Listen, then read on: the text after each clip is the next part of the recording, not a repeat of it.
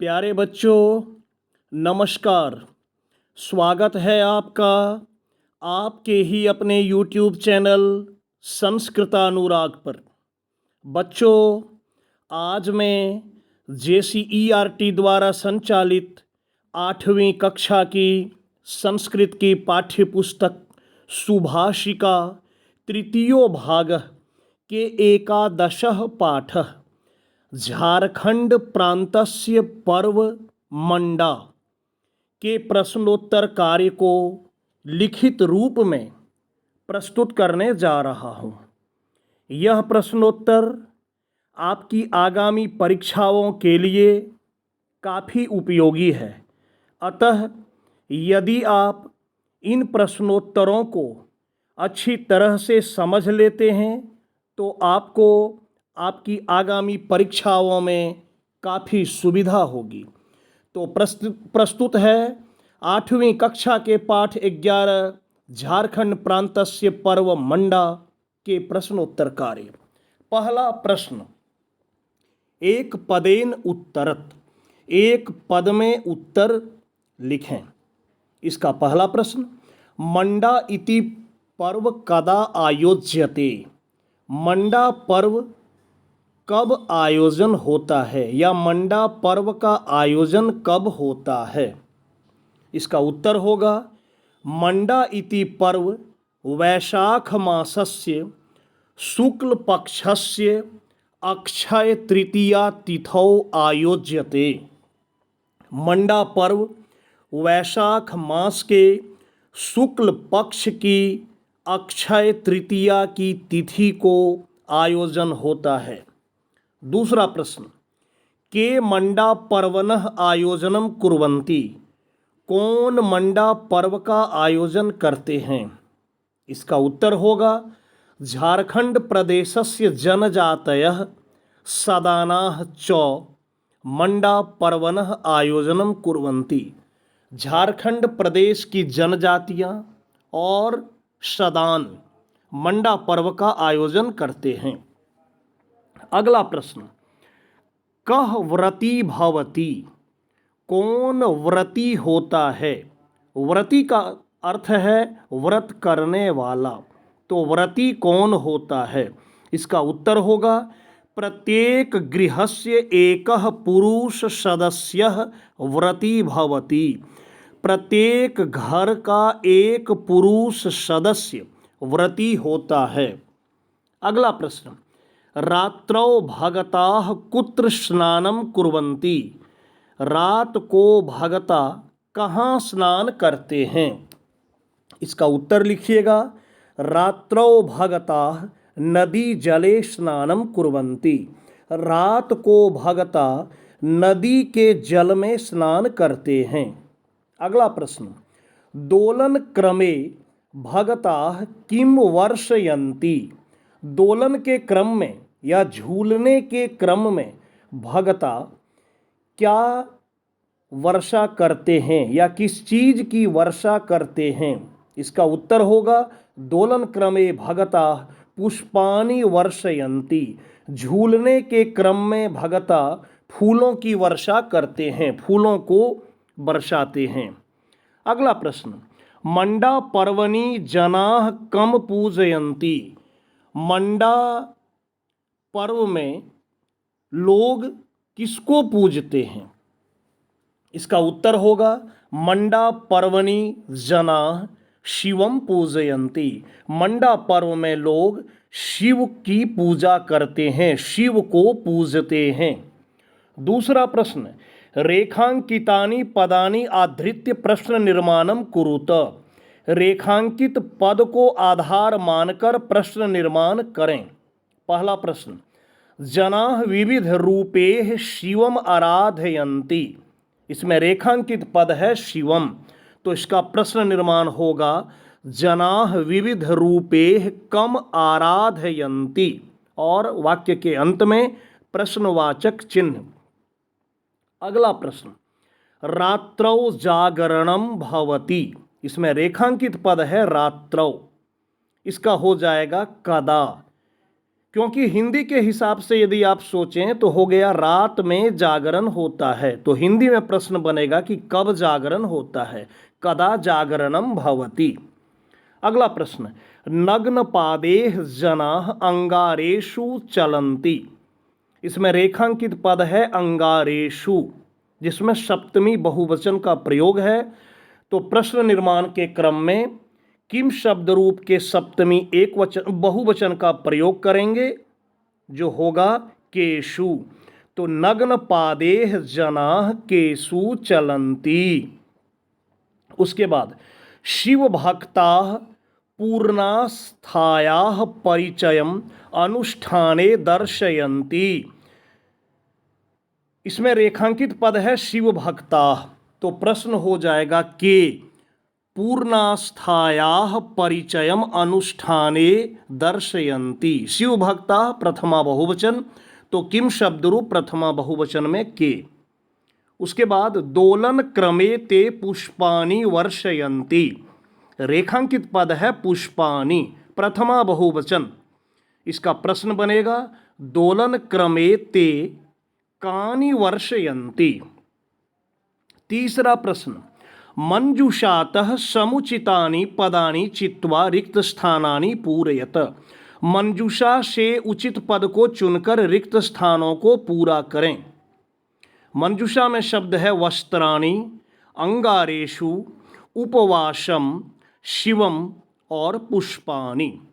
पहला वाक्य, दोलन क्रमे भगताः, यहाँ हो जाएगा पुष्पाणि वर्षयन्ति। उसके बाद जनाः नग्न पादाभ्याम, रिक्त स्थान है चलन्ति, इसमें हो जाएगा अंगारेषु। लोग नंगे पैरों से आग पर चलते हैं। उसके बाद भगताः, रिक्त स्थान है आराधयन्ति, यहाँ हो जाएगा शिवम। भगता शिव की आराधना करते हैं। उसके बाद तेषाम मातरः अपि, रिक्त स्थान है कुर्वन्ति, इसमें भराएगा उपवासम। उन लोगों की माताएं उपवास करती हैं। और अंत में है जनाः नूतनानि, इसमें भरा जाएगा वस्त्राणि क्रीणन्ति, लोग नए कपड़े खरीदते हैं। अगला प्रश्न, चौथा प्रश्न, जिसमें कह रहा है अधोलिखितानि पदानि आधृत्य वाक्यानि रचयत। नीचे लिखे गए पदों को आधार मानकर वाक्यों की रचना करें। पुष्पाणि, इसका वाक्य, जनाः पुष्पाणि चिन्वन्ति, लोग फूलों को चुनते हैं। फिर है अंगारेषु, इसका वाक्य, भगताः दग्ध अंगारेषु चलन्ति, भगता जलते हुए अंगारों पर चलते हैं। फिर है रात्रौ, तो जनाः रात्रौ जागरणम कुर्वन्ति, लोग रात में जागरण करते हैं। उसके बाद है वस्त्राणि, जनाः नूतनानि वस्त्राणि क्रीणन्ति, लोग नए कपड़े खरीदते हैं। उसके बाद दोलयति, भगतः चक्रदोलायाम दोलयति, भगत चक्रदोला में, चक्रनुमा झूला में झूलते हैं। और अंत में है भगिनी, तो भगिनी उपवासम करोति, भगिनी अर्थात बहन, बहन उपवास करती है। पांचवा प्रश्न, जिसमें कह रहा है कि अधोलिखितेषु पदेषु प्रकृति प्रत्यय विभागम कुरुत। नीचे लिखे गए पदों में प्रकृति प्रत्यय विभाग कीजिए, प्रकृति प्रत्यय को अलग करके लिखिए। एक उदाहरण दिया है गंतुम, तो गम जोड़ तुमुन, गम हो गया धातु और तुमुन प्रत्यय। तो वैसे ही ज्ञातुम, तो ज्ञा जोड़ तुमुन, पातुम, पा जोड़ तुमुन, श्रोतुम, श्रु जोड़ तुमुन, ग्रहितुम, ग्रह जोड़ तुमुन और भ्रमितुम, भ्रम जोड़ तुमुन। छठा प्रश्न, मंजुषातः क्रियापदानि चित्वा रिक्त स्थानानि पूरयत। मंजुषा से क्रियापदों को चुनकर रिक्त स्थानों को पूरा करें। मंजुषा में शब्द है अस्ति, कुर्वन्ति, आराधयन्ति, कथ्यते, भवति, दोलन्ति, पच्यन्ते। अब देखिए, मंडा झारखंड प्रदेशस्य एकम महत्वपूर्णम पर्व अस्ति।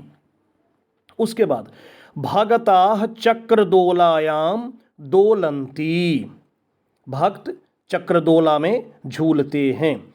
उसके बाद है सर्वेषां गृहेषु नूतन व्यंजनानि पच्यन्ते, सबों के घर में, सभी लोगों के घरों में नए नए व्यंजन बनाए जाते हैं। उसके बाद घ नंबर में समस्त भारतवर्षे जनाः विविध रूपे शिवम आराधयन्ति, संपूर्ण भारतवर्ष में लोग विभिन्न रूपों से शिव की पूजा करते हैं, आराधना करते हैं। उसके बाद सह भगता इति कथ्यते, वह भगता कहलाता है। 4 नंबर में जनाः स्वगृहाणि स्वच्छं कुर्वन्ति, लोग अपने घरों को स्वच्छ करते हैं, साफ सुथरा करते हैं। और 6 नंबर में पारंपरिकानुष्ठानेन सह मंडा महोत्सवस्य समापनम भवति, पारंपरिक अनुष्ठान के साथ मंडा महोत्सव का समापन होता है। अंत में भरा गया भवति। 7वें प्रश्न में कह रहा है भिन्न जातीयम पदम चिनुत, जो भिन्न जातीय पद है, ऑड वर्ड है, उसको चुनना है। देखिए शब्दों को, गच्छति, पठति, धावति, औहसत, क्रीडति। तो यहाँ सभी है लट लकार में, एक औहसत है लंग लकार में भूतकाल में, इसलिए हो गया औहसत। दूसरा छात्रः, सेवकः, शिक्षकः, लेखिका, क्रीडकः, तो सब है पुल्लिंग में लेखिका को छोड़कर, इसलिए लेखिका इन सबों से अलग हो गया। लेखिका स्त्रीलिंग में है तो ऑड वर्ड हो गया लेखिका। उसके बाद पत्रम, मित्रम, पुष्पम, मधुकरम, नक्षत्रम।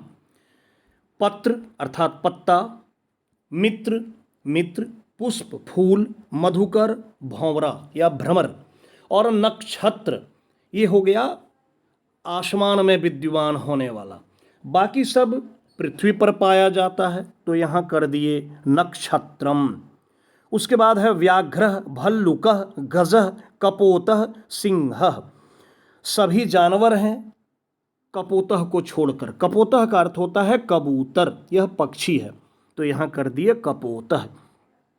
अंत में है पृथ्वी, वसुंधरा, धरित्री, यानम, वसुधा, तो यहाँ सब है धरती का पर्यायवाची, पृथ्वी का पर्यायवाची, और यानम का अर्थ होता है गाड़ी, वाहन, तो इसलिए हो गया ऑड वर्ड यानम।